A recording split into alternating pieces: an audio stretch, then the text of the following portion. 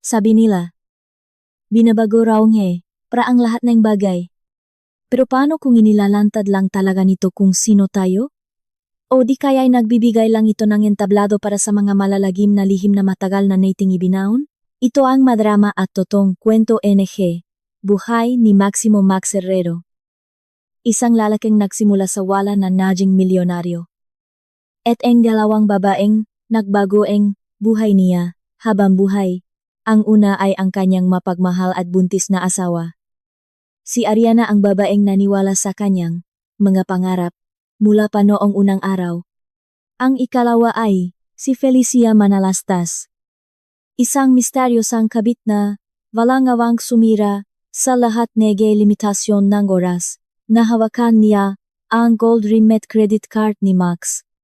Ang masumunod na pangyayari ay isang buhawingang panlilinlang, pandarambong sa pera, at mga matitinding komprontasyon na walang sinumang inasahan.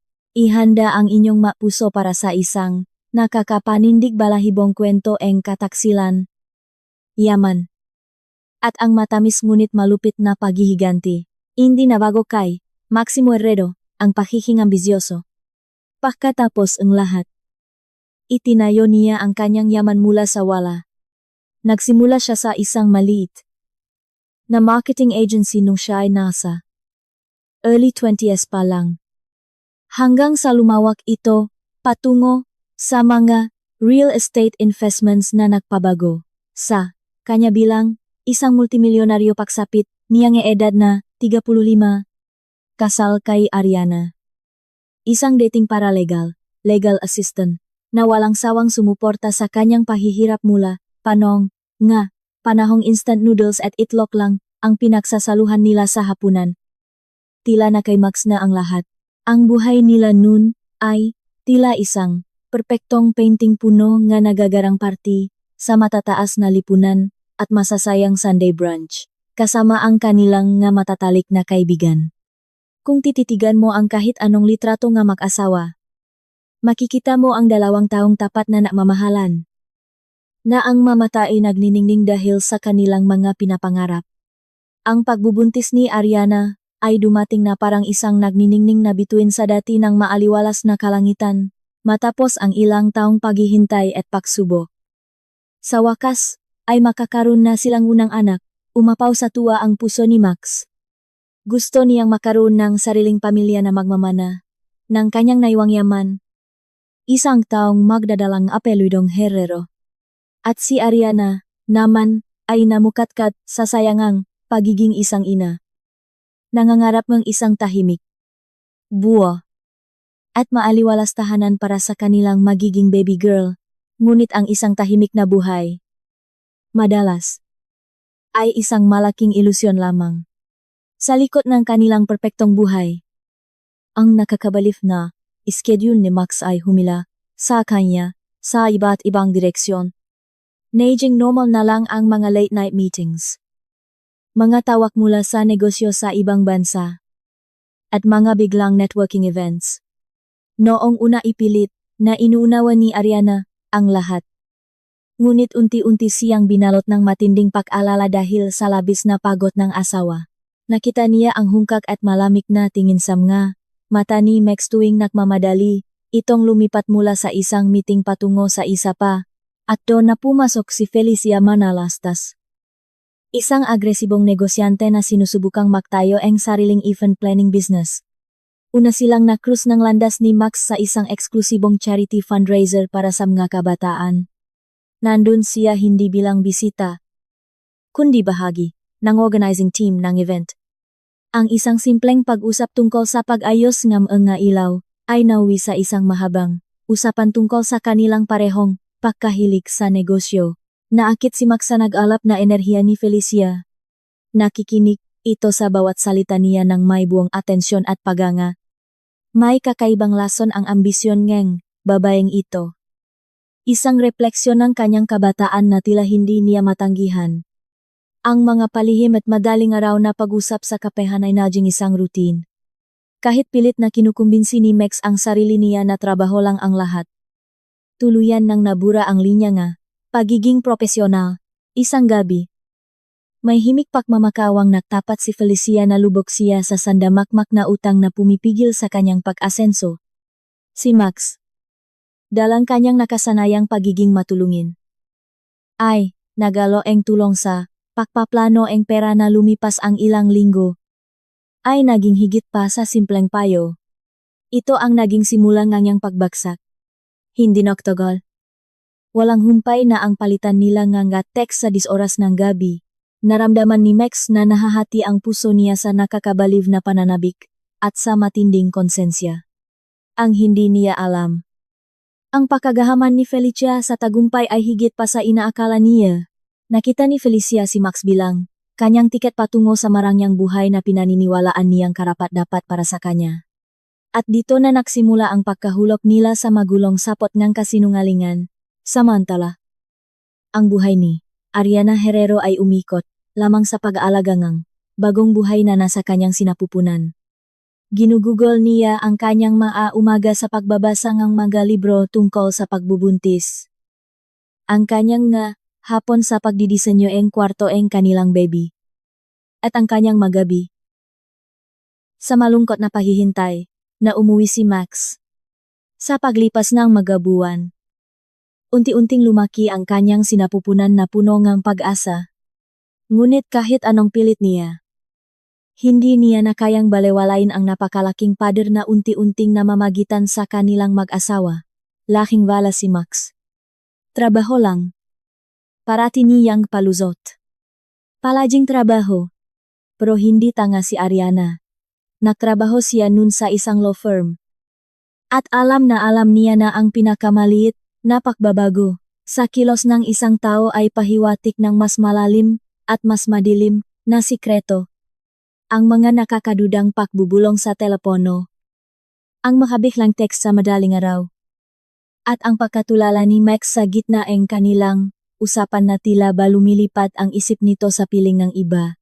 Ang lahat ng ito ay naging magapiraso ang isang masakit na puzzle na takot siyang buuin.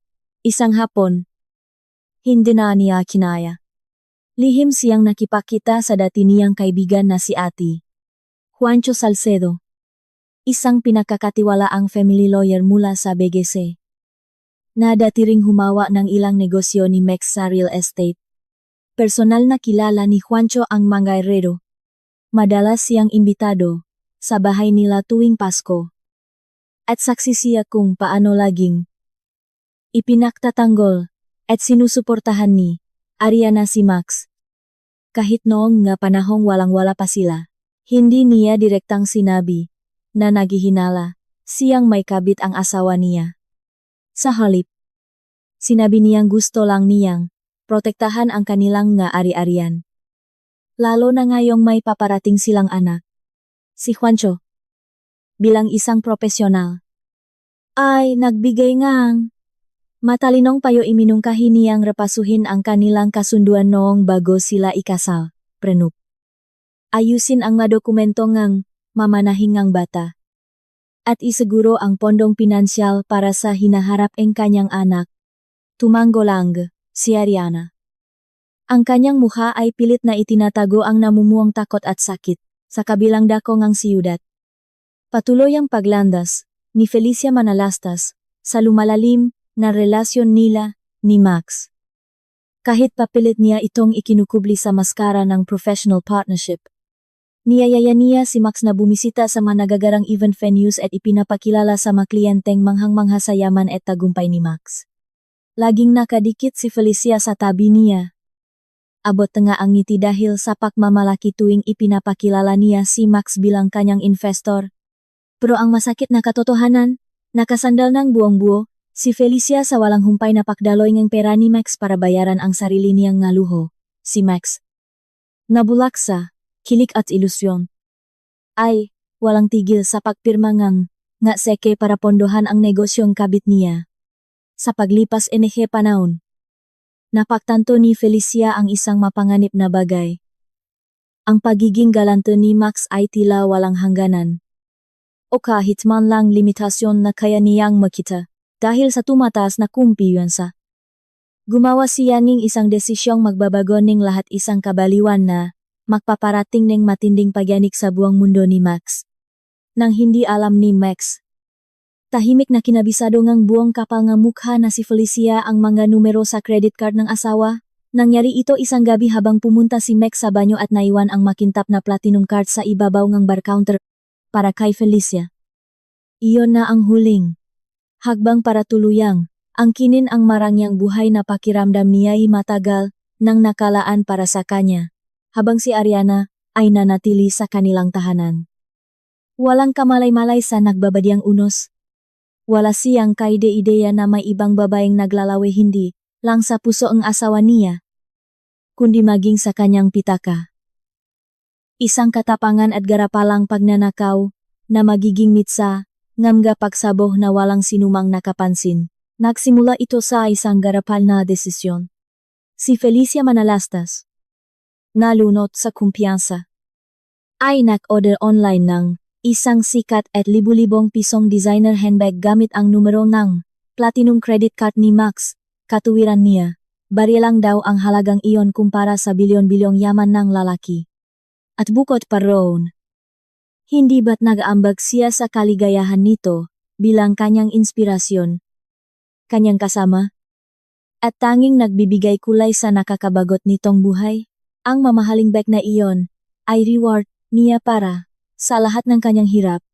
Iyan ang pilit niyang idinadahilan sa sarili niya. Subalit, ang nakakakilig na pakiramdam ng pagnanakaw na ito ay tila naging droga na nakakaadik. Hindi siya nakuntento sa isa.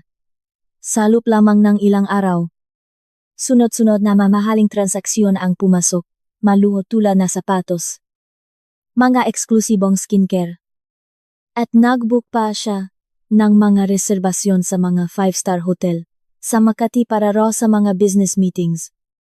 Sa bawat peg-swipe, nakakaramdam si Felicia nga matinding kapangyarihan na kumbinsi niya ang sarili niya na hindi mapapansin ni Max ang ilang libo o daang libo na nawawala rito at doon.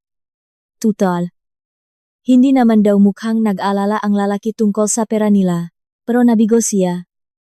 Dahil napansin ito ng matagal ng matalik na kaibigan at accountant ni Max na si George Velasco. Si George ay isang metikulosong tao na nag-alaga sa pera ni Max sa loob ng halos isang dekada. Mahigpit siya sa bawat sentimo, lalo na komplikado ang mahawa na pera at negosyo ni Max.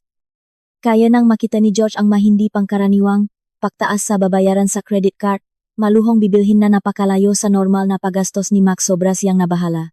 Lihim siyang lumapit at ipinaalam ito kay Max. Noong una, binaliwala lang ito ni Max.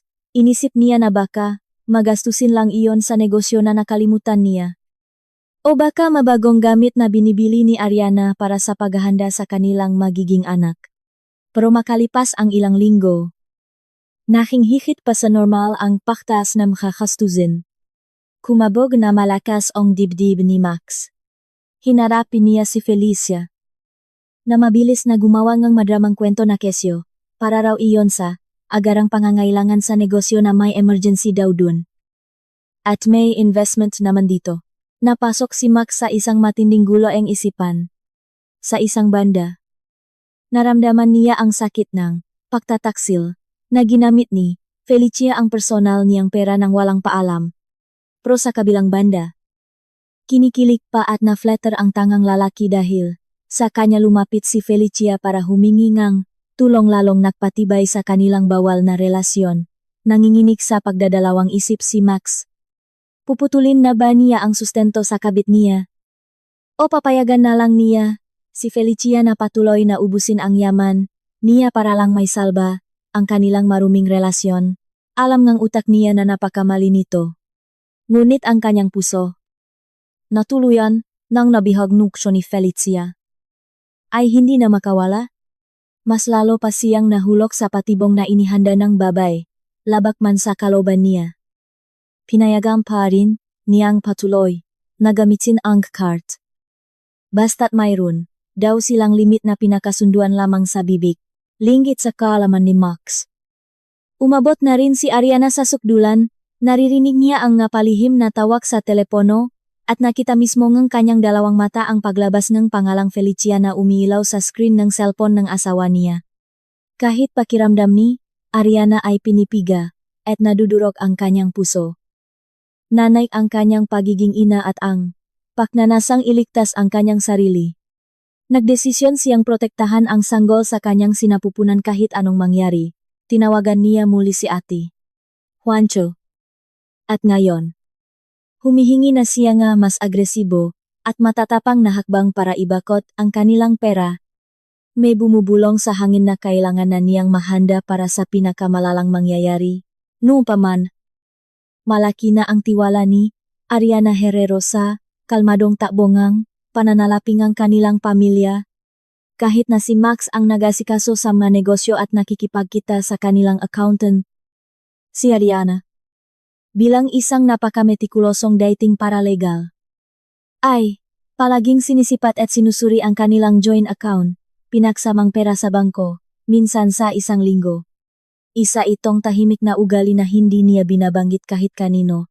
Isa lamang itong paraan upang alagaan ang kanilang kinabukasan. Lalong-lalo na ngayon na nakatakda na siyang manganak ng kanilang baby girl sa loob ng ilang buwan.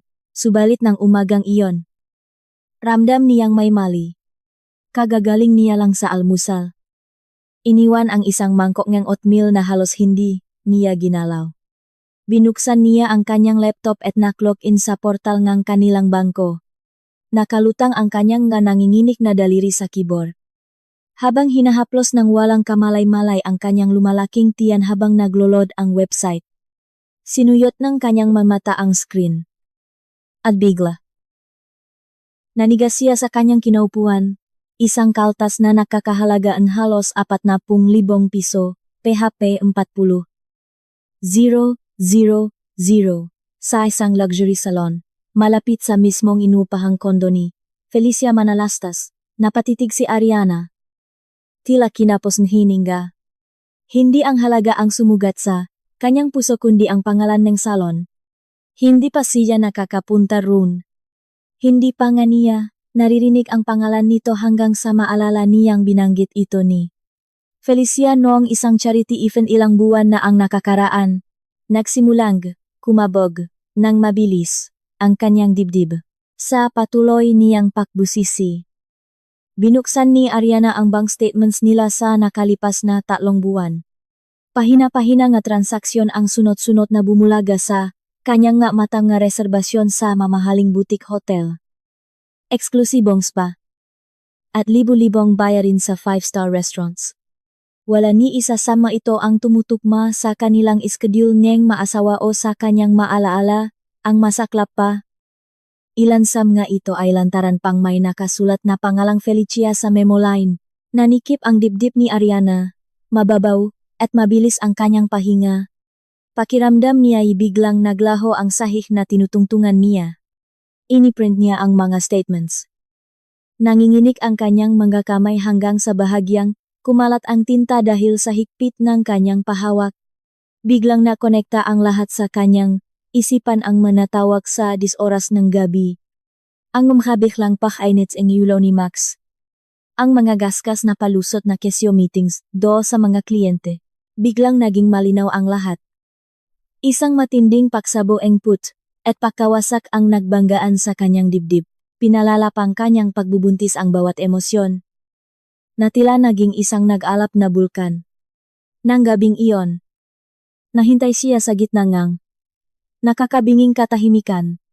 Ang hapagkainan ay nakahanda para sa 2 may baked salmon, ginisang asparagus, at mashed sweet potatoes.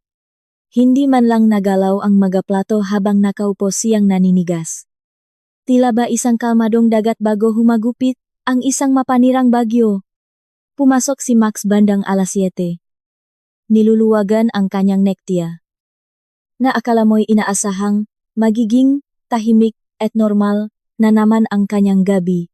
Pero nang makita niya ang madilim na mukha ni Ariana, alam na niya, kailangan nating mag-usap. Matalim na sambit ngang kanyang asawa. Biglang bumigat at nanlamigang hangin. Salo ngang ilang sandali. Napuno ang mesa ng mga imprint na bank statements. Nanginginig ang boses ni Ariana. Ngunit ang bawat salita niya ay kasing talim ng patalim. Maari mo bang ipaliwanag kung bakit ang isang nagngangalang Felicia ay walang habas na nagpapakasarap at bumibili ngang nga luho gamit ang credit card nating mag-asawa? Huwag mo akong insultuhin. Para sa negosyo yan. Nautal na palusot ni Max. Nahalatang nabigla at nataranta. Hindi. Komplikado ang sitwasyon. Hindi. Sa totoo lang. Napakasimple lang nito. Singhal ni Ariana, sabay tayo.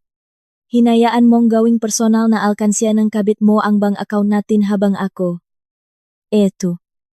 Nagdadalang tao sa sarili mong anak, napayo ko si Max. Hindi ganito ang dapat mangyari. Kailangan niya lang ng tulong. Mahinang sagot niya. Tulong, mapait na humalahak si Ariana.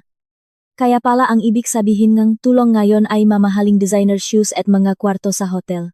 Sabihin mo nga sa akin. Max, ilang gabi kang natulog sa mga hotel room na iyon kasama siya? Ibinuka ni Max ang kanyang bibig ngunit tikom itong isinara. Sa unang pagkakataon, wala siyang makuhang magandang palusot. Walang kasinungalingang may tatago. Ang kanyang pananahimik ang mismong sumagot sa lahat. Tumalikot si Ariana. Nakapatong ang nanginginih na kamay sa kanyang tiyan. Na tila ba pinoprotektahan. Ang kanyang anak, na babae mula sa karumal-dumal, na katotohanang sumisira sa kanilang tahanan. Ibinigay ko sa iyo ang lahat. Sinamahan kita noong mga panahong wala tayong makain. At ngayon, ibibigay mo ang kinabukasan natin sa isang babaeng ginawa kalang walking ATM, humakbang papalapit si Max. Ngunit nandidiring umatras si Ariana. Nanginginig ang buong katawan ng babae.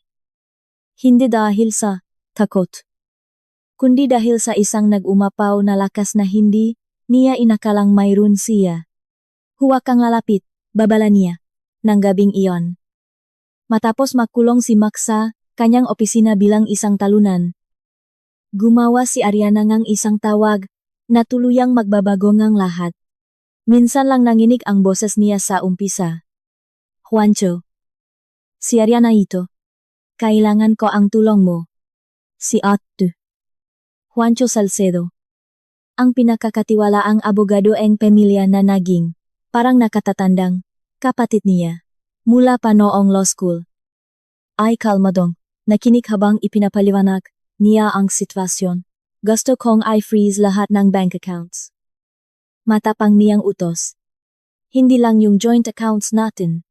Kung may paraan sa batas para pigilan siyang makpadala pa ng kahit isang kusing sa babaeng yon. Gusto kong gawin mo ngayon din. Saglit na natahimik si Juancho. Hindi ka magpa-file ng annulment? Hindi pa sa ngayon. Bulong ni Ariana. Pero poprotektahan ko ang sarili ko at ang anak ko. Sa loob na 24 oras. Gumalaw ng mabilis ang kamay ng batas. Bilang asawa, may buong karapatan si Ariana na limitahan ang akses sa pinagsama nilang yaman. Lalo na kung ang panlolokong asawa niya ay nagbabanta sa kanilang pinansyal na kinabukasan. Mabilis na kumilos si Ati. Juancho, gumawa siya ng temporary injunction. Nagsimula ng mga paglilipat ng ari-arian papunta sa mga pondong hindi magagalaw ni Max, Irrevocable Trust. At tuluyang pinablock ang pinakamalaking pondo ng pamilya. Nalaman ito ni Max kinaumagahan nang ma-decline ang card niya sa isang cafe. Pagkatapos, ay na-decline ulit ito nang subukan niyang magpadala ng pera sa opisina para sana sa pampasweldo ng mga empleyado. At muli nang tawagan niya ang accountant niyang si George, at sinagot siya nito mas mabuti sigurong si Ariana na lang ang kausapin mo. Kinain si Max ng matinding gulat at panik. Samantala, buong giting at nakanggiting naglakad si Felicia sa isang sikat na butik sa Makati. Para lamang mapahiya nang i-decline ang kanyang platinum card sa mismong harapan ng dalawang sales lady. Tinitigan niya ang makina na parang nagtaksil ito sa kanya. Ay swipe niyo ulit, mataray niyang utos. Ngunit bigo rin ang pangalawang pagsubok. Namumula ang mukha sa sobrang hiya. Nakmamadaling umalis si Felicia habang nanghinghinih ang makadaliri sa pagtext kay Max ng sunod-sunod. At sa kanilang tahanan, nakaupo si Ariana sa nursery room. Nakatitik sa maliit na higaan na sabay, nilang biniling asawa niya. Ipinatong niya ang isang kamay sa kanyang malaking tiyan at bumulong.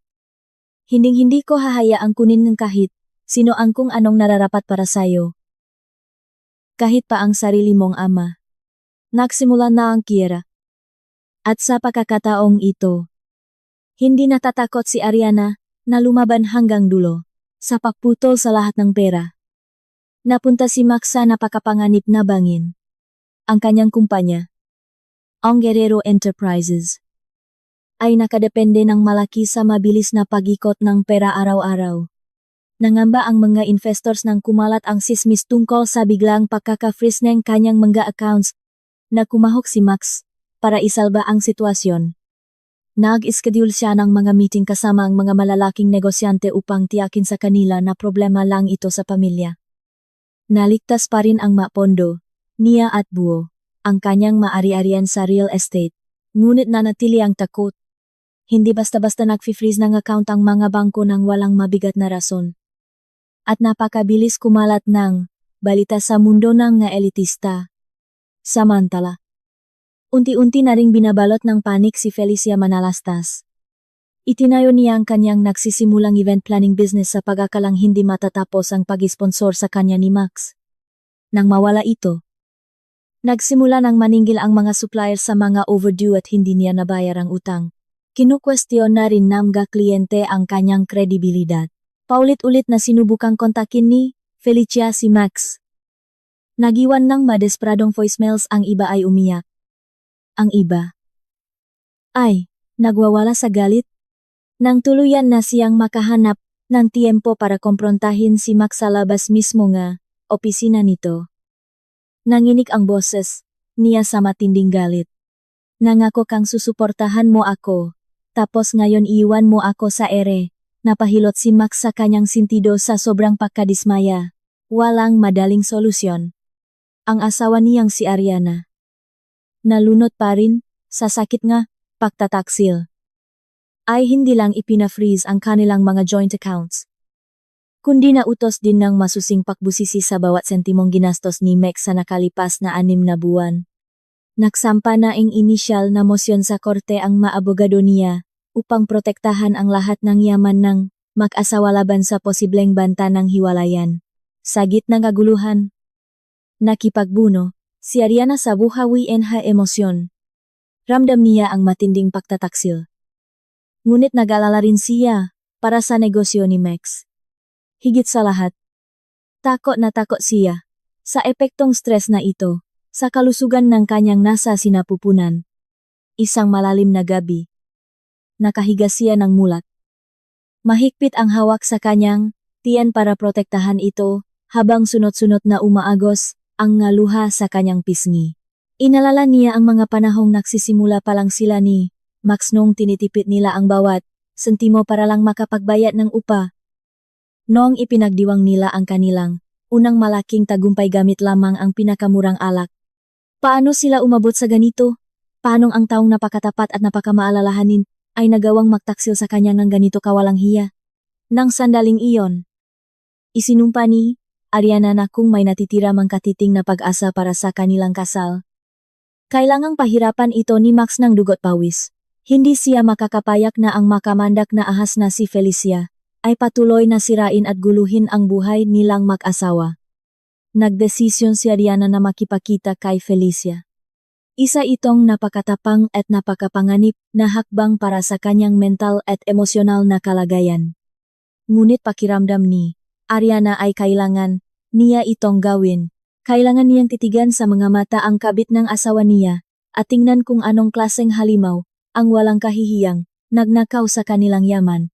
Nang malaman ni Max ang plano ni Ariana, sinubukan niya itong pigilan. Gusto niyang ilayo ang asawa sa karagdagang stress. Pero ang takot siya sa kung ano mang pwedeng ibunyak ng kabit niya. Nakaset na ang entablado para sa isang napakatensyong, tapatan isang pagkikita na maaring maging daan tungo sa kapatawaran o magsisilbing mitsa para tuluyang sunugin ng tuluyan ang lahat. Maingat na pinili ni Ariana ang cafe. Isang tahimik at eksklusibong lugar na napapalibutan ng mapuno sa Salcedo Village, Makati. Elegante ngunit hindi agaw pansin. Isa itong lugar na may tumutuktok na malambing na jazz. May mga white marble na mesa. At mga pino at edukadong staff na alam kung kailan hindi dapat mang-istorbo tuwing nag-init ang eksena. Kailangan niya na neutral na lugar. Hindi lang para sa kanyang kaligtasan, kundi para pakalmahin ang kanyang sarili, ang isiping kakaharapin niya, si Felicia Manalastas. Ang kabit ng kanyang asawa, ang linta na sumipsip sa perangan pamilya nila. Ay tila isang nakakabaliw na bangungot, ngunit hindi narito si Ariana para makipagsabunutan. Narito siya para sa katotohanan. Dumating siya ng 15 minuto ng maaga. Nagpapamalas na, tahimik na kapangyarihan suot ang isang itim na maternity dress. Isang itim na maternity dress na bumabakat sa kanyang sinapupunan. Ang buhok ay nakaipit ng mahigpit. Walang ni isang alahas maliban sa kanyang singsing sa kasal. Manipis lang ngunit matapang ang kanyang makeup. Hindi siya nandun para magpa-impress. Nandun siya para magiwan ang marka. Nag-order siya ng chamomility at umupo sa sulok kung saan nakasandal sa pader ang kanyang likod para kitang-kita niya ang pintuan. Pinaglalaruan ngang kanyang madaliri ang isang Manila folder sa loop ngang kanyang bag naglalaman ng mga nakaprint na bank statements. Mga talamula kay Ate Wancho. At mga naka-highlight na patunay ngang kakapalan ng mukha ni Felicia. Ngunit umasa siyang hindi na niya kakailanganing ilabas ang maito. Umasa siyang magiging sibil. Mabilis. At diretsahan lang ang usapan. Eksaktong 11, suit na umaga. Dumating si Felicia. Naglakad siya papasok na parang reynang sanay na sanay magmayaring lugar. Suot ang isang powder blue na blazer na malakas ang kutop ni Ariana. Ay kinaskas gamit ang credit card ni Mex. Tinakpan ng malalaking sunglasses ang kanyang mga mata. Na tinanggal niya gamit ang isang kamay. Hindi mabasa ang reaksyon sa kanyang mukha. Sinipat niya si Ariana mula ulo hanggang paa. Marahil ay umaasang makikita ang isang babaeng mahina, kawawa at takot. Ngunit sinalubong siya ni Ariana ngang isang nagliliyab at walang kurap na tingin. Lumapit si Felicia na may tipit na ngiting hindi umabot sa kanyang mamata. Ariana, ang ganda mo ngayon. Buntis ako. Malamig at matalim na sagot ni Ariana. Ang itsura ko ay kung ano ang nararamdaman ko ngayon, pagod, wasak at niloko. Umupo si Felicia sa upuan sa tapat niya at nagdekwatro. Pwede ba? Hindi ako pumunta rito para pangaralan mo. Mabuti. Dahil hindi rin ako pumunta rito para pangaralan ka. Sagot ni Ariana, habang pinagsaklop ang mga kamay. Pumunta ako rito para intindihin kung paano nakakaya ng isang babae na titigan sa mata ang kapwa niya, babae habang buong kapal ng mukha niyang idinadahilan ang pagnanakaw sa kanya. Mahinang ngumisi si Felicia na parang na-offend. Wala akong ninakaw. Inalok iyon ni Max. Hindi niya inalok ang credit card niya. Mabilis na putol ni Ariana. Kinuha mo, kinabisado mo ang manumero habang nakatalikot siya. Pagnanakaw yon. Felicia. Walang ibang salita para diyan. Nagiba ang pwestong pagupo ni Felicia. Alam ni Max na kailangan kong tulong. Sinusubukan kong magtayo ng pangalan para sa sarili ko. Hindi siya humindi nung dumating ang mga bills natin. Hindi, pagnanakaw yon. Sumang-ayon siya dahil nanahimik siya. Dahan-dahang kumurap si Ariana. Pinipilit na manatiling kalmado. Kumakabog ng malakas ang dibdib niya hanggang sa tainga. Ngunit pinanatili niyang yelo ang kanyang boses. Talagang naniniwala ka diyan na porket hindi ka niya napigilan agad. Karapatan mo na itong nakawin? Bahagyang lumapit si Felicia. Ariana. Huwag tayong magpanggap na kayo ni Max ang perfect fairy tale couple. Siya ang lumapit sa akin. Sa akin siya naglalabas nege sama nege loop. Akala mo ba inakit ko siya? Matagal na siyang bumibitaw sa iyo. Isang nakakapasong init ang gumapang sa dugo ni Ariana. Ngunit hindi niya ipinahalata ito. Maaring nawala sa landas ang asawa ko. Pero ikaw ang nagsindi nga apoy sa dadaan niya. Kaya huwag mong masyadong bilip ang sarili mo. Tumuwid po si Felicia. Nakaktingang pa nga. Bakit mo ba talaga gusto ang meeting na to? Na-freeze mo na ang mga accounts. Ipinahiya mo na siya. Sinira mo na ang negosyo ko. Ano pa bang gusto mo? Huminga ng malalim si Ariana. Gusto kong makita kung anong klaseng babae ka. Gusto kong titigan sa mata ang taong sinadyang pumasok sa isang kasal at tumulong na wasakin ito. Habang nagpapanggap na negosyo lang daw ang lahat. Sa isang sandali. Nabasak ang maskarangang kabit. Nangginik ang kumpiyansa ni Felicia. Kinuha niya ang kanyang cappuccino na inilapak ng waiter nang hindi nila napansin. At humigop ng malalim. At doon lumabas ang linyang hinding-hindi makakalimutan ni Ariana. Pinipilit mong kumapit sa isang bagay na matagal nang dumudulas sa mga kamay mo. Akala mo ba ang pag-freeze ng pera niya at ang pagbabanta ng kaso ang magbabalik ng pagmamahal niya sa'yo? Hindi. Kung gusto niyang magstay. Hindi sana siya. Umalis sa simula pa lang. Parang isang matinding. Suntok sa sikmura ang mga salitang iyon. Pero hindi nag-react si Ariana. Kahit man lang sa labas. Bahagyang inilapit ni Ariana ang mukha niya. Hindi ko sinusubukang bawin si Max. Sinusubukan kong protektahan ang anak ko mula sa paninira at pagiging irresponsible mo. Yan ang pinakaiba nating dalawa. Para sa'yo. Ang pag-ibig ay isang armas o negosyo para makapera. Para sa akin. Isa itong responsibilidad. Sa unang pagkakataon. Nagiwazenege-tingin si Felicia. Kinuha ni Ariana mula sa kanyang bag ang isang piraso ngang, papel ang resibo ngang, transaksyon sa card ni Max, para sa isang mamahaling bag na, nakakahalagang PHP 140. Leng. Ito. Ito ang pinalit mo sa kaluluwa at dignidad mo. Hindi ka nagtatayo na negosyo. Felicia. Sinusunok mo ang buhay mo gamit ang mamahaling posporo. Bahagyang bumuka ang nalabi ni Felicia. Ngunit walang lumabas na salita.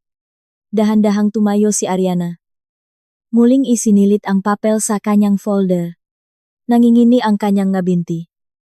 Ngunit pinilit niyang tumayo ng may buong pagmamalaki at dangal.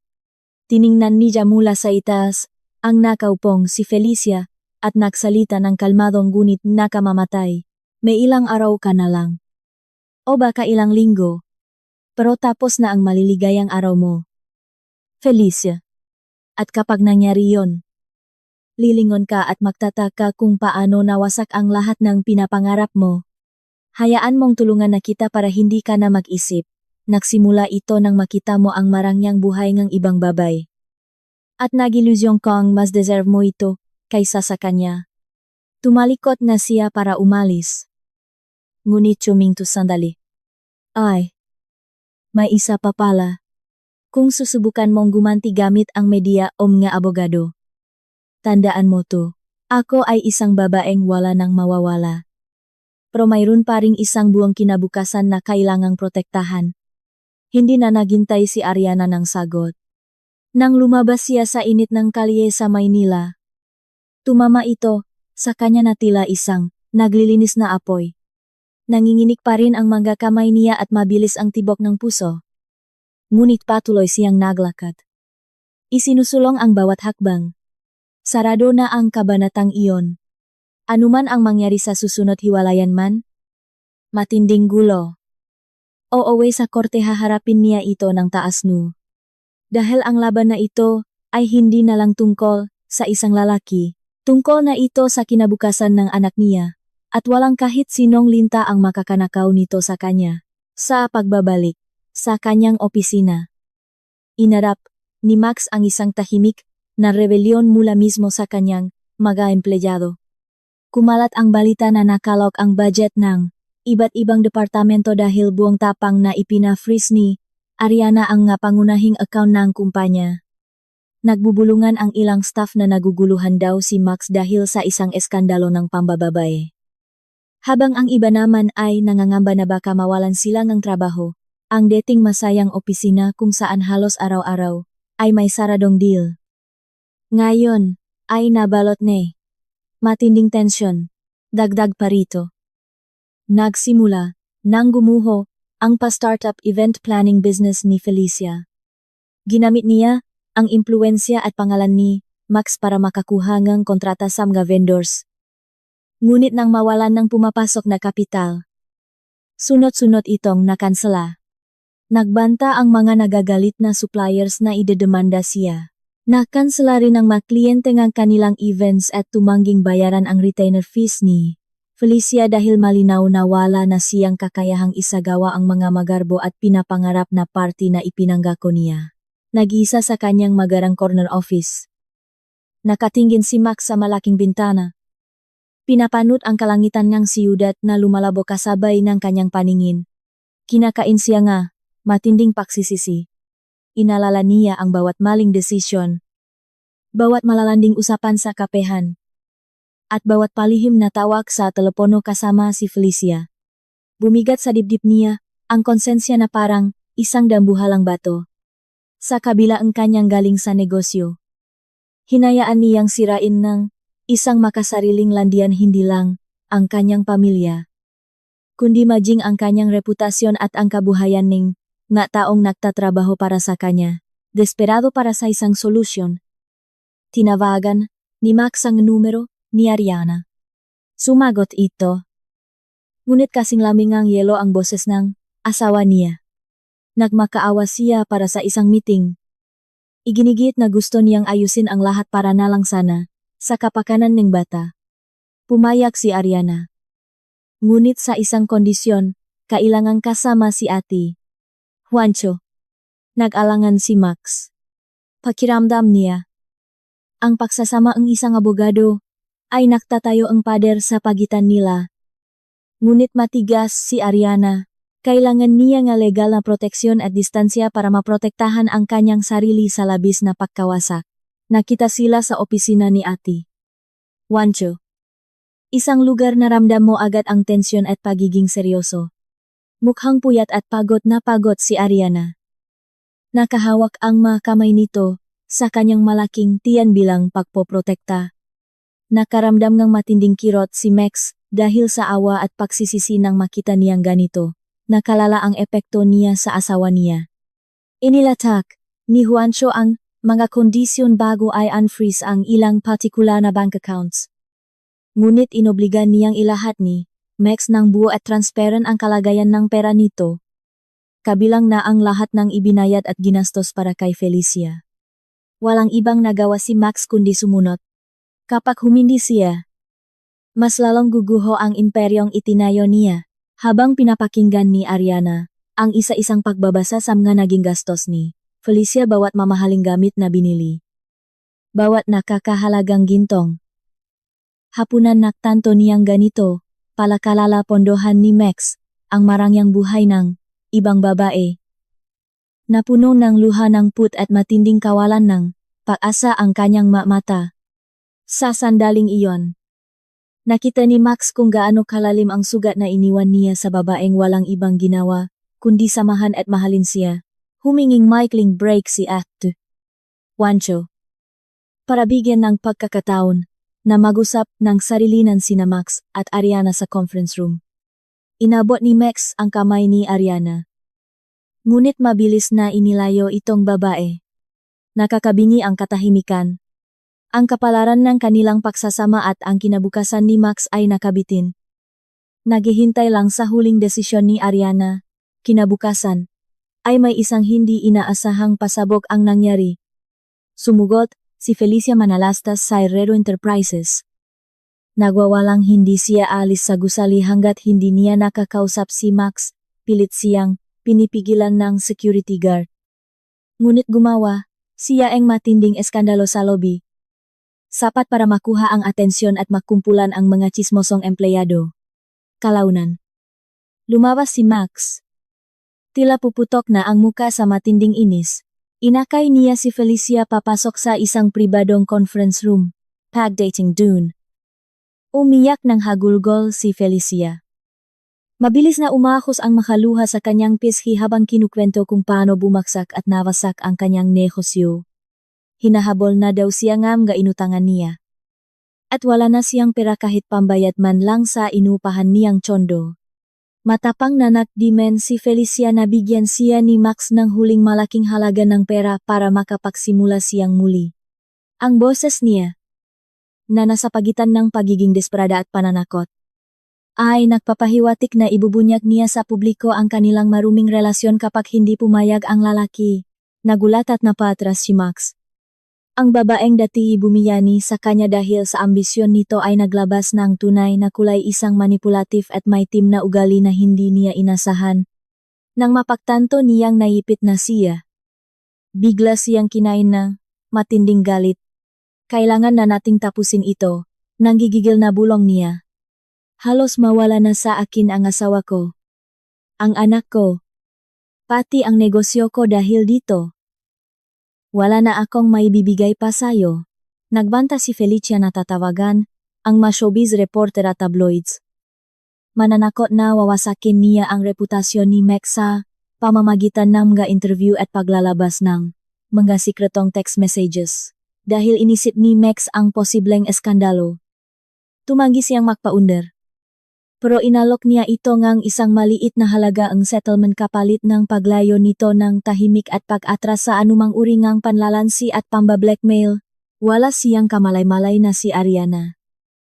Matapos makarating sa kanya ang sismisneng, bigla ang pagwawala ni Felicia, ay lihim palang sumugot sa opisina para komprontahin sana si Max. Hindi sinasadyang narinig ni Ariana ang bahagi ng usapan mula sa nakaawang na pinto ng conference room. Habang pinakikinggan niya ang pagbabantangang kabit at ang pagmamakaawa ni Max na ayusin ang nagawang gulo, nakaramdam si Ariana ng kaunting awa para sa asawa at kasabay nito. Ang mas pinatibay na desisyong iligtas ang sarili niya nang lumabas si Max sa kwarto. Laking gulat niya nang makita si Ariana na nakatayo doon. Malamig ngunit malungkot ang kanyang mata. Tumalikod ito nang walang sabi-sabi at dumiretso sa elevator. Nagmamadaling sumunod si Max para pigilan siya. Ngunit nakababa na ang elevator bago pa siya makapagpaliwanag. Sa pagbaba ng elevator na yon, naisip ni Ariana ang lahat nege, ilusyong tuluyan nang nabasag, ang ilusyon nege, perpektong kasal. Anya walang hanggang katapatan. At ning malinis at tapat na tagumpay. Kinagabihan, tinawagan ni Ariana si Ate Juancho at inutusan itong simulan na ang pinaka-agresibong hakbang sa batas. Gusto niya ang formal na dokumento na magsaseguro ang lahat ng yaman para sa kanya at sa ipinagbubuntis niya. Hindi na siya makukuntanto sa tinggi-tingging proteksyon. Pakiramdam niya'y hungkak at walang kwenta ang pagmamakaawa ni Max para sa kapatawaran at second chance. Para sa kanya, mas matunog at makatotohanan ang gawa kaysa sa salita. Habang pilit isinisalba ni Max ang gumuguhong buhay niya, unti-unti namang nasusukol at naubusan ngak pinto si Felicia manalastas. Nalaman niyang ang ilang detalye ni kanyang panlilinlang gaya ni pagnanakaw ni impormasyon sa credit card ni Max at paggamit nito nang walang direktang pahintulot ay maaring mauwi sa malaking kasong kriminal. Dagdag pa rito, ang inalok na abuloy ni Max ay niwala sa kalingkingan ng bilyon-bilyong halaga na inaasam-asam niya. Takot, galit, at pagsisisi ang nahalo-halo sa tiyan niya. Na nagtulak sa kanya upang gumawa ng mas maling desisyon, ipinagtapat niya ang problema niya sa kanyang nag-iisang matalik na kaibigan na si Tara Navarro. Isang eksperto sa public relations, PR, na minsang tumulong sa pagpopromote ng kanyang events. Nang marinigi ni Tara ang mapanggani binaplano ni Felicia na ibenta ang istorya nito sa Menga Chismosa. Agad niya itong binalaan Mabibigyan ka niyan ngang mabilisang pera, Felicia. Pero siguradong mabablacklist ka sa industriya. Walang disenteng mayaman ang magtitiwala pa sa iyo. Nag-alangan si Felicia. Alam niyang tama si Tara. Ngunit dahil patuloy na naipon ang mabayarin niya. Nilamon nege desperasyon ang kanyang utak. Kasabay nito. Patuloy rin sa paglalaang bangungot ni Max sa batas at pananalapi. Pinadalhan siyang abogado ni Ariana ng isang settlement draft na sobrang laki ng hinihingi na mas higit pa sa simpleng suporta para sa asawa. Dito. Sa pilitang hinihiling na si Ariana ang maging primary beneficiary o tagapagmana ng maraming pangunahing ari-arian at negosyo niya. Upang matiyak na protektado silang mag-ina, nadurok ang ego at pride ni Max. Ang lahat ng pinahirapan niyang itayo ay maaring mapunta lahat sa kontrol ni Ariana. At wala man lang siyang panlaban. Wala siyang mukhang may haharap o karapatang umangal dahil sa sobrang bigat ng pasanin sa kanyang mga maling desisyon. Nakipagkita ulit si Max kay Ariana sa pagkakataong ito. Walang kasamang na abogado. Salop ngang salangan dati nilang masayang tahanan. Inamin niya ang lahat ng pagkakasala sa isang umiyak at tila nagsisizing boses.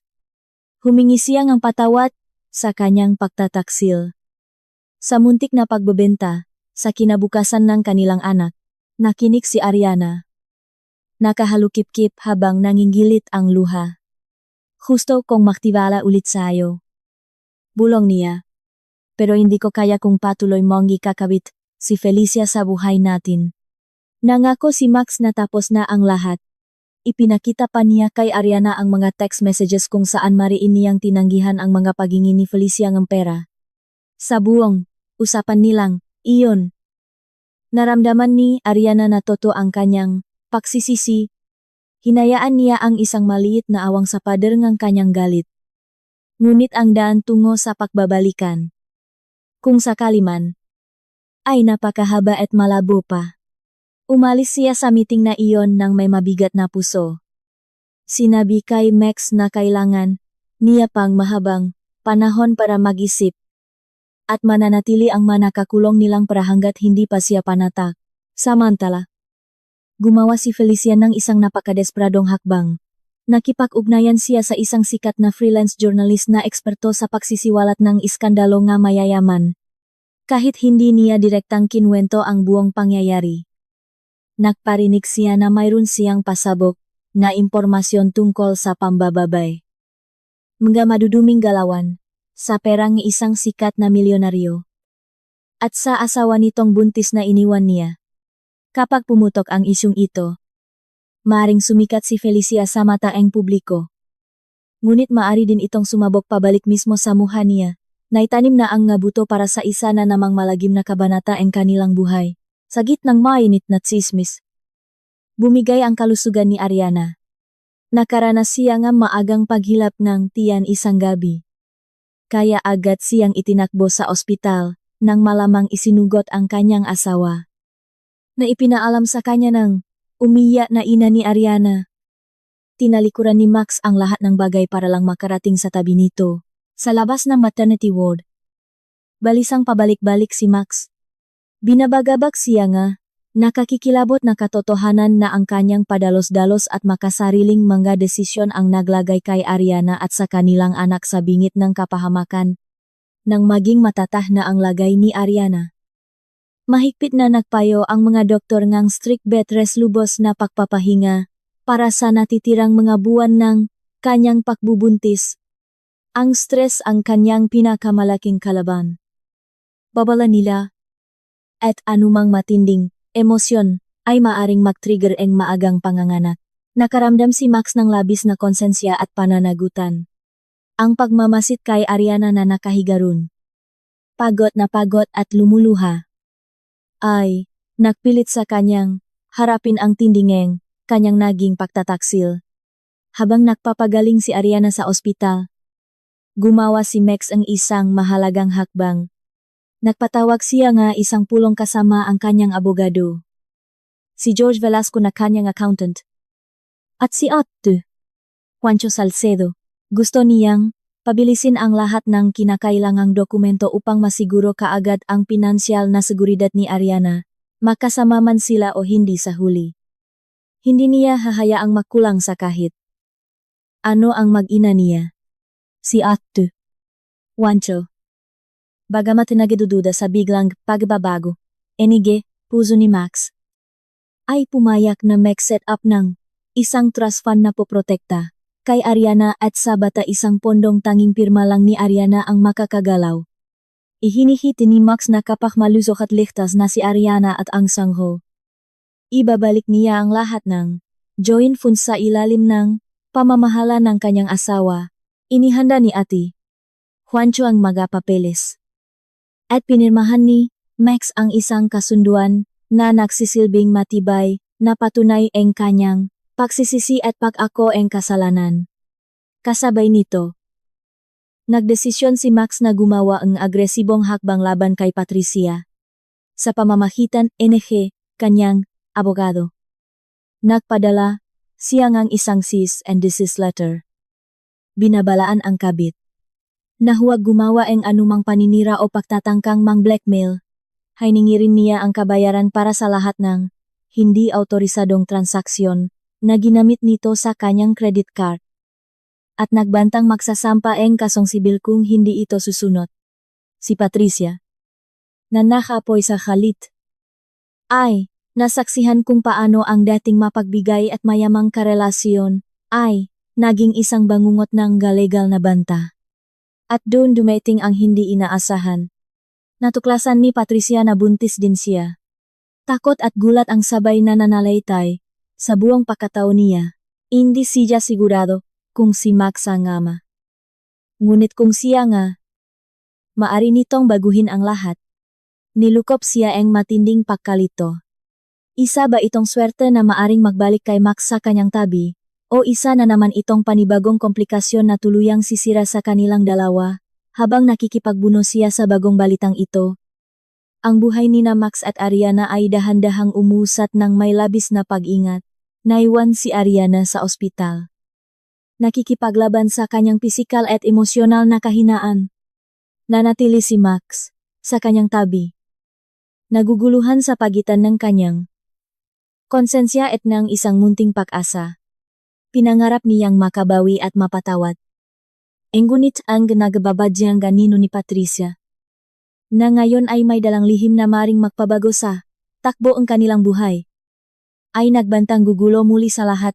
Ang posibleng pagbubuntis ni Patricia ay naging mitsa ng panibagong alon ng tensyon. Pinag-isipan niya kung sasabihin ba niya agad kay Max o maghihintay hanggang sa makaroon siya ng matibay na ebidensya. May bahagi ngang kanyang isip na itinuturing ang bata bilang isang baraha sa negosasyon bargaining chip. Ang kabilang bahagi naman ay natatakot sa put na maaring sumunod. Sa huli, nagpasya siyang kailangan niya muna ng kumpirmasyon. Nagtakda siya ni appointment sa isang malapit na klinika kung saan natuklasan niyang totoong buntis nga siya. Ang timeline kanyang pagbubuntis ay nagpapahiwatig ng malaking posibilidad na si Max ang ama. Dahil sa desperasyon na makakuha ni Payo, nagtapat muli si Patricia sa kanyang kaibigang si Tara. Sa pagkakataong ito, naging prangka at malinaw ang payo ni Tara. Huwag mo nang isiping gamitin ang bata bilang alas. Kung magpapalaki kang bata, gawin mo ng tama.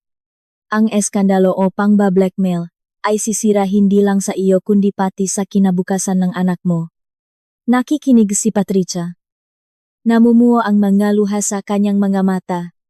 Pakiramdam niya ay nakulong siya sa sarili niyang mga ambisyon. Mga ambisyong nagdala sa kanya sa isang magulo at masakit na sitwasyon. Samantala, nagpatuloy ang pananatili ni Ariana sa ospital habang binabantayan ng mga doktor ang kanyang kondisyon. Hindi iniwan ni Max ang kanyang asawa ng matagal. Natulog siya sa isang silya sa tabingang kama nito. Hinawakan ang kamay nito tuwing nagigising ito mula sa hindi mapakaling pagtulog. At binasahan niya ito nga libro tungkol sa pag-alaga ngang sanggol gamit ang nanginginig na boses na nagpapakita ngang kanyang sariling kaba. Sa unang pagkakataon pagkalipas ng matagal na panahon, tila nakita muli ni Ariana ang lalaking minahal niya, noon isang lalaking puno ang lembing. Walang halong kayabangan, si Ariana. Napagod na pagod. Ay nakipagbuno sa kanyang sariling damdamin. Gusto sana ngang isang bahagi ang kanyang puso na bigyan ang isa pang pagkakataon si Max. Lalo na ngayong gumawa ito ng mga hakbang para protektahan ang kanyang kinabukasan. Ngunit sa tuwing ipipikit niya ang kanyang mamata, nakikita niya ang maimahe ni Patricia na ginagastos ang kanilang pera. Tinatawanan siya sa cafe. O humihingi pa higit kay Max. Ang pagtataksil ay parang isang malamig na patalim na nakabaon sa kanyang dibdib. At hindi siya sigurado kung kailanman ay tuluyan itong maalis sa gitna ngang napakarupok na kapayapaang ito. Dumating ang pasabog na text ni Patricia sa telepono ni Max. Kailangan nating mag-usap. Buntis ako. Namutla ang mukha ni Max habang nakatitik sa screen. Maingat siyang lumabas ngang kwarto ni Ariana sa ospital at tinawagan si Patricia. Nanginginig ang boses ng babay. Ipinagtapat nito na nasa 7 linggo na ang kanyang ipinagbubuntis.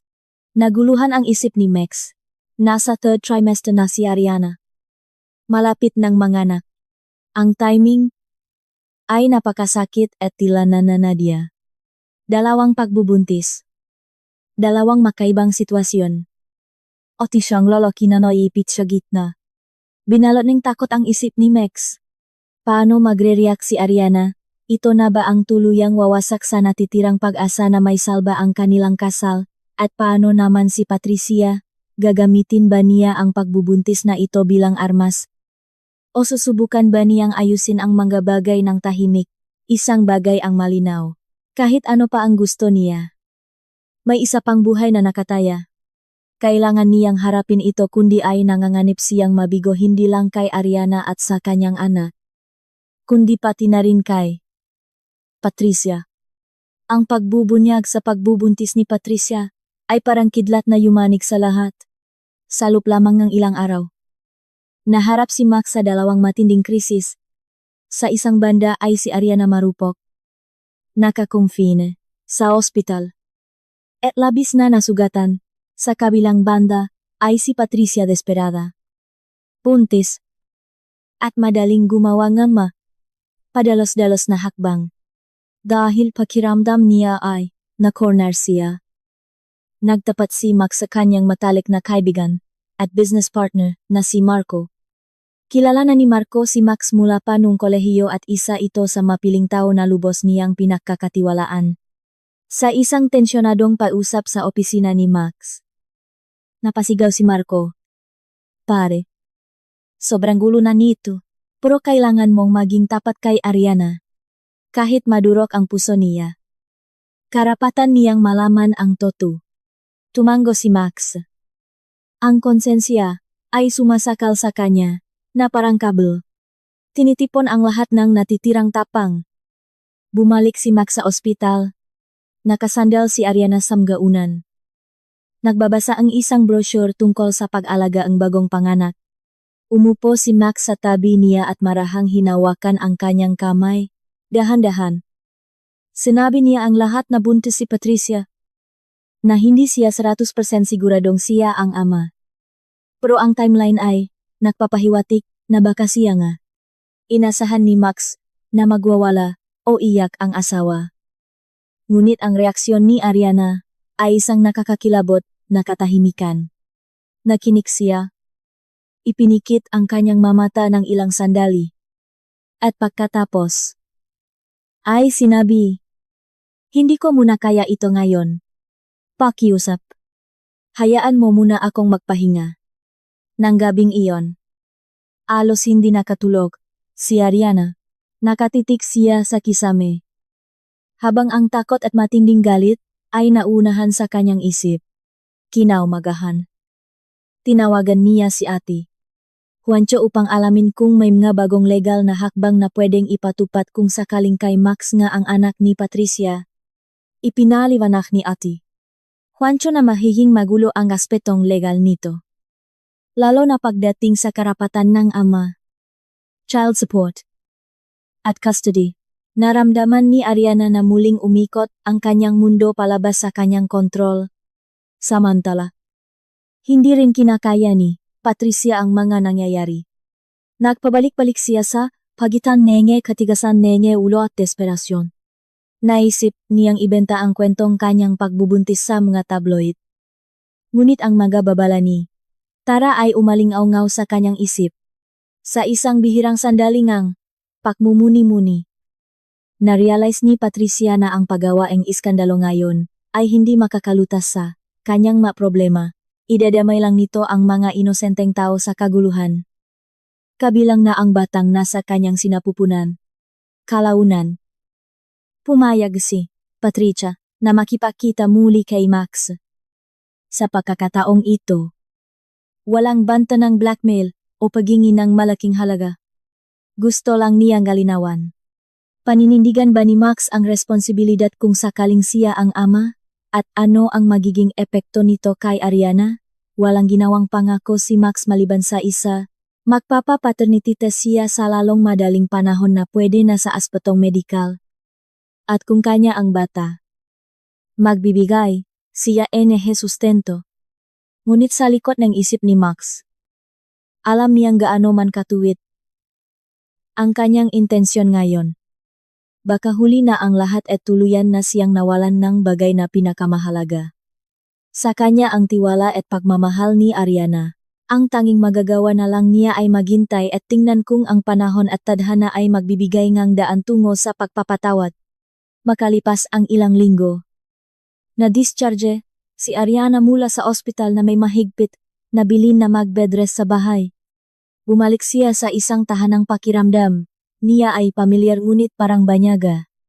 Ang nursery room ay nanatiling pinalamutian ng mga malalambot na kulay pastel.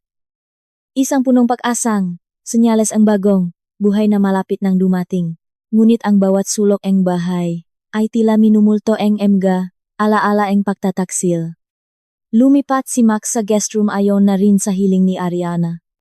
Ang kanilang pakikitungo sa isa't isa ay magalang ngunit may pader. Si Max ang nag-asikaso ng gawaing bahay.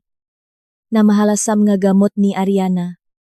At siniguradong hindi ito na stress. Gayunpaman, ang hindi sinasabing tensyon sa pagitan nila ay kasing lalim ng bangin. Ang tanging nagbubuklot na lang sa kanila ay ang kanilang pinagsasaluhang pag-aalala. Para sa nalalapit na pagsilang ng sanggol. Isang hapon, bumisita ang ina ni Ariana na si Elena. Si Elena ay isang mainit at nakapapanatak na presensya. At nakahanap ng panandaliang ginhawa si Ariana sa pamilyar na yakap ng kanyang ina. Nagsalita si Elena ng prangka. Hindi ko sasabihin sa iyo kung ano ang dapat mong gawin. Pero sasabihin ko sa iyo na masyadong maikli ang buhay para magtanim negeput. Patawarin mo man si Max o hindi. Mag-focus ka sa kalusugan mo at NG mga bata. Napahagulgol si Ariana sa balikat ng kanyang ina. Naguguluhan sa pagitan natitirang pagmamahal kay Max at sa nakakapasong hapdieng pagtataksil nito. Sa kabilang dakong siyudad, nakikipaglaban si Patricia sa morning sickness at sa lumalalang pakiramdam ng pag-isa. Pinutol niya ang ugnayan sa karamihan ng kanyang kakilala sa negosyo. Nahihiya sa kanyang pakbaksak, bihira na siyang lumabas ng kanyang maliit na apartment. Na halos hindi na niya kayang bayaran. Ang kaunting pinansyal na tulong ni Max ay sumagot para sa kanyang mga prenatal vitamins at check-up. Ngunit walang anumang mas malaking halaga ang napakasunduan hanggat hindi nakukumpirma ngang paternity test ang pagkakakilanlangang amangang bata.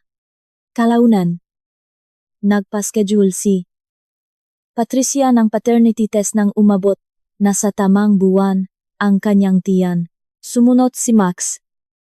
Palihim na umalis ng hindi. Napapansin ni Ariana para pumunta sa ospital. Pagkalipas ng ilang araw, dumating ang resulta sa pamamagitan courier sa pintuan ni Patricia. Nanginginig ang kanyang makamay habang binubuksan ang envelope.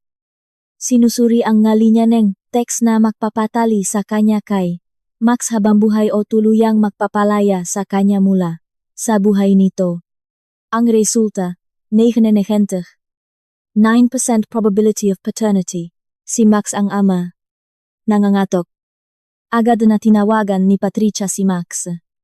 Sumagot ang lalaki. Inihahanda ang sarili.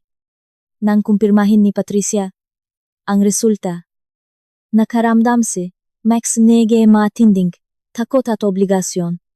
Wala siyang magagawa kundi ipaalam ito kay Ariana. At ang isipin pa lang ang pag-usap na iyon ay nagpapasikip na sa kanyang sikmura. Ang realidad na malapit na siyang magkaroon ng 2 anak, ang isa ay sa lupngang kasal na nasa bingit ng pagkawasak.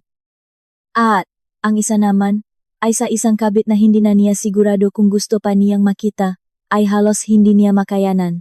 Ang balita ang kumpirmasyon ang paternity test ang nagtulak sa mahuling gulong ang tadhana na umikot. Ang buhay ay magiging mas komplikado kaysa sa inakala nilang lahat. 3 araw bago ang due date ni Ariana, ibinunyak ni Max ang kinatatakutang balita. Kinumpirma ng test na kanya ang anak ni Patricia. Nakinig si Ariana sa isang nakabibinging katahimikan. Namumutla ang kanyang muha. Inilagay niya ang nanginginig na kamay sa kanyang tiyan. Tila ba pinoprotektahan ang hindi pa naisisilang na anak mula sa sakit na nagaganap.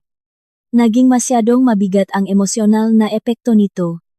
Nag-premature labor siya ng mismong gabing iyon.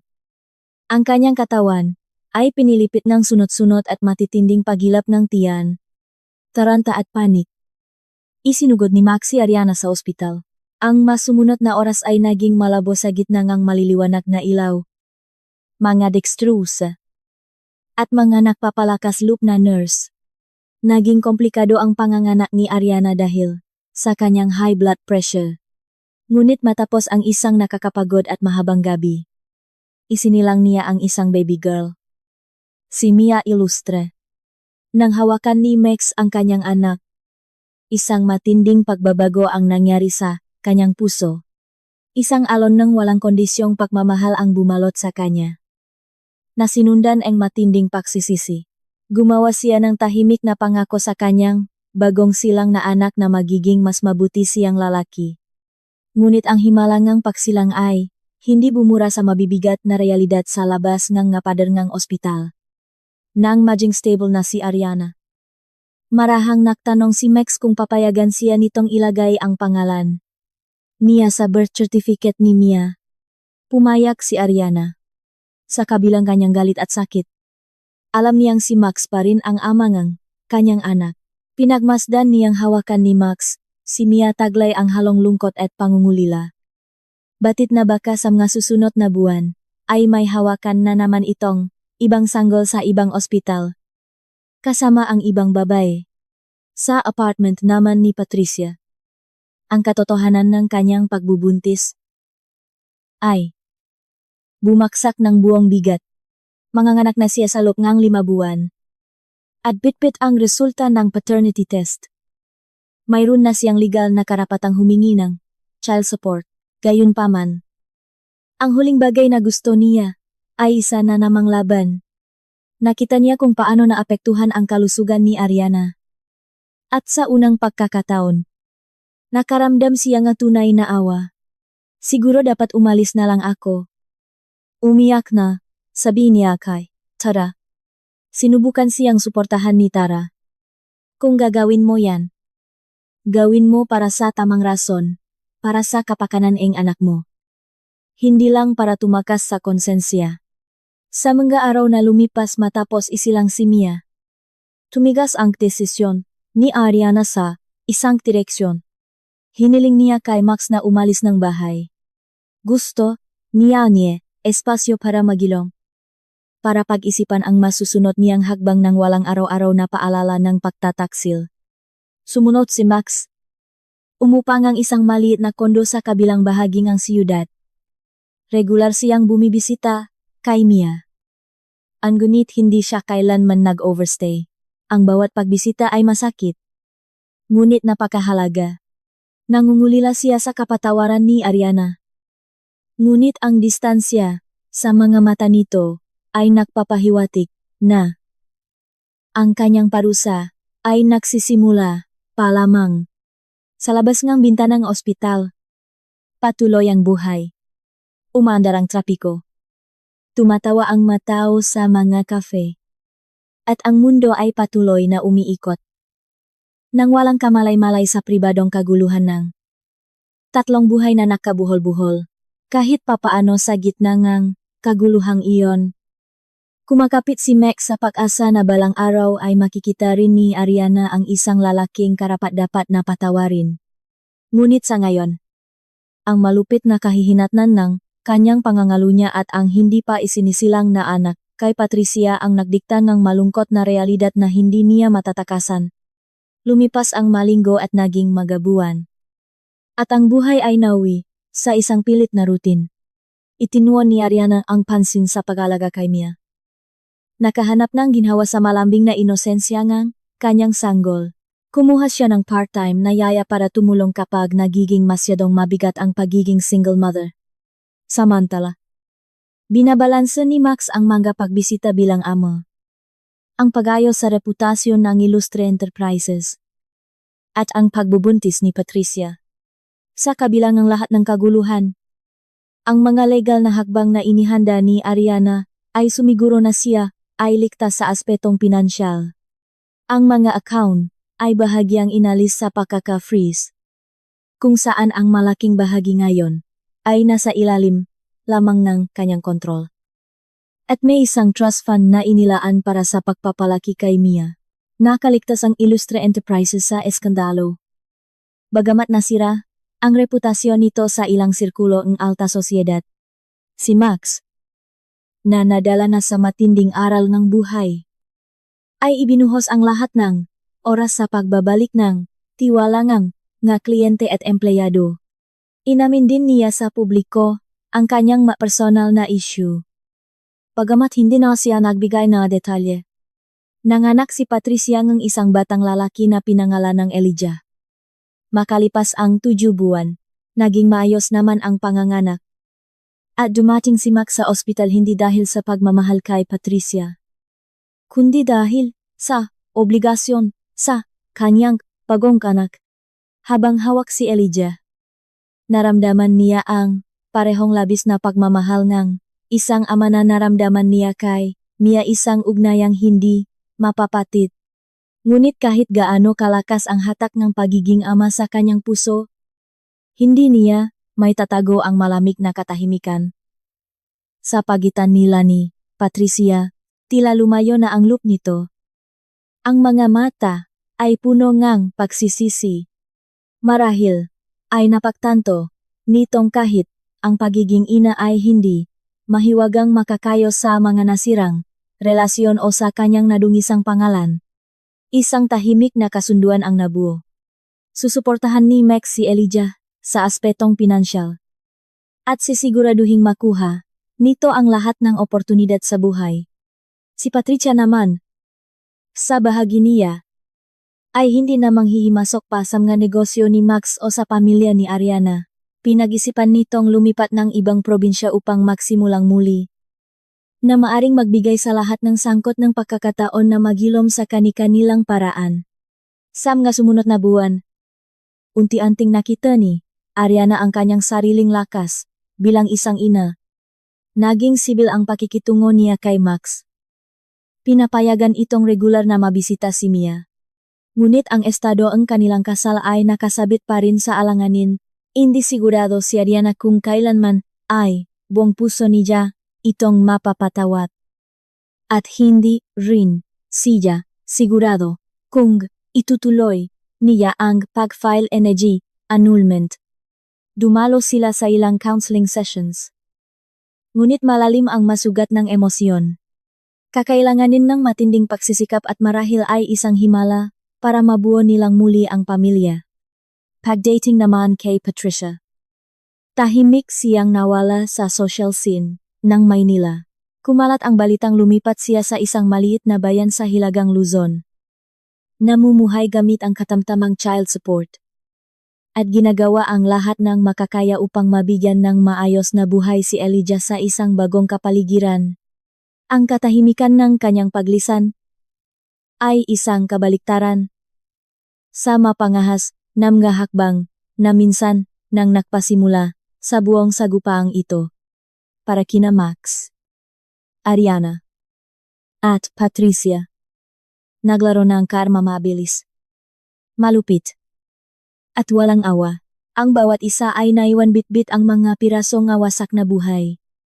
At isang pagkakataon, gaano mang kalit, na bumuo ang isang naibang kinabukasan. Ang tanong ay nananatili. Makakahanap ba kailanman silang ang tunay na kapayapaan?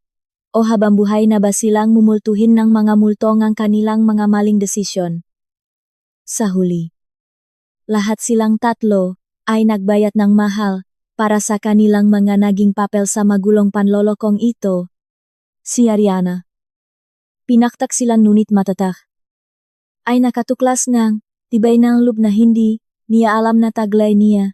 Si Max, na naibaba ang pride at puno na paksisisi, ay natutunang ang tunay na yaman ay wala sa mga bank account, kundi nasa karelasyong ating inalakan. At si Patricia, na minsan nang nalasing sa kapangyarihan at material na luho, ay natagpuan ang sarili na muling pinag-isipan kung ano talaga ang tunay na tagumpay at kaligayahan. En rollercoaster na kwentong ito na pagmamahal, pagtataksil, at malamig na paghihiganti sa pananalapi ay nagpapaalala sa atin na ang ating mga aksyon ay may dalang kahihinatnan na higit pa sa nakikita natin sa kasalukuyan. Ito ay isang kwentong nagbibigay babala. Ang pagbuong buhay na nakabase sa panlilin lang ay maaring magbigay ng panandaliang sarap. Ngunit ang halaga nito sa huli ay palaging mas mataas kaysa sa kaya nating bayaran. Kailangan nating matutong gumuhit ng hangganan, boundaries, sa ating buhay. Kung naantik kayo sa kwentong ito, mangyaring i-like ang video na ito.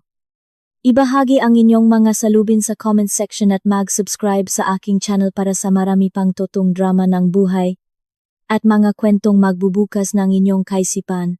Ang inyong suporta ang patuloy na nagbibigay lakas sa amin.